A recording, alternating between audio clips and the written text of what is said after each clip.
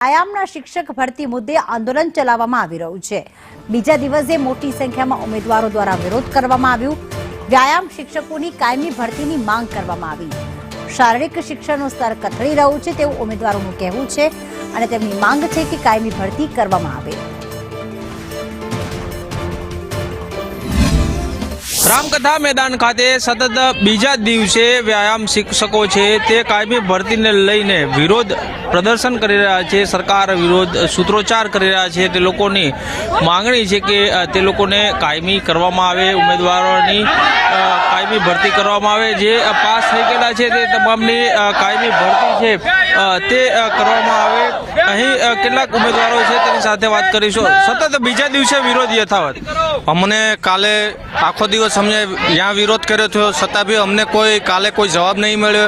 એટલે અમારો એક જ માગ છે, જ્યાં સુધી અમારી કાયમી ભરતી નહીં બહાર પડે ત્યાં સુધી અમે વિરોધ કરવા માટે આ રામલીલા મેદાનની અંદર ઉપસ્થિત જ રહેશું।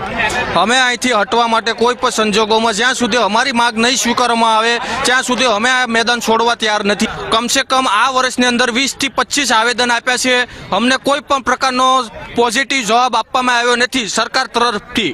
બાળક સાથે વિરોધમાં પહોંચ્યા છો, માંગણીઓ કઈ કઈ છે? બસ અમને કાયમી કરો। 14 વર્ષથી અમારી કોઈ ભરતી કરવામાં આવી નથી। છેલ્લી 2009માં ભરતી કરવામાં આવી હતી, ત્યાર પછી અમે અમારી લાયકાત મુજબ અમે સેટની પરીક્ષા બી પાસ કરી, તો બી અમારા અત્યારે 11 મહિનાના કોન્ટ્રાક્ટ પર અમને લીધા। 11 મહિનાના કોન્ટ્રાક્ટ પર લીધા એટલે અમને 8 મહિના અમને નોકરી કરવા મળી। 4 મહિના અમને અમારું કોઈ પણ પ્રકારનું કશું જ કોઈ દેખાતું નહીં। 2 મહિનાથી અમે ઘરે છૂટા બેઠા છીએ અને 8 મહિનાનો પગાર લીધો છે ને અમારે બીજું કોઈ પણ પ્રકારની અમારા નોકરી ધંધા છોડીને અમે આ લાઈન પકડી। અત્યારે અમે કઈ પાછી લાઈન પકડવા જઈએ એમ? તો ઉમેદવારો છે તે પોતાની માંગને લઈ અને અડગ છે અને 11 મહિનાના કોન્ટ્રાક્ટ ઉપર તે લોકોને અત્યારે ભરતી કરવામાં આવે છે અને કાયમી ભરતી થતી નથી અને જ્યાં સુધી સરકાર તેની આ માંગણી નહીં સ્વીકારે ત્યાં સુધી તેનો આ વિરોધ યથાવત રહેશે તેવી ચીમકી તેમના દ્વારા ઉચ્ચારાઈ છે। કેમેરામેન જયવીર સાથે કશ્યપ જોશી, સંદેશ ન્યૂઝ।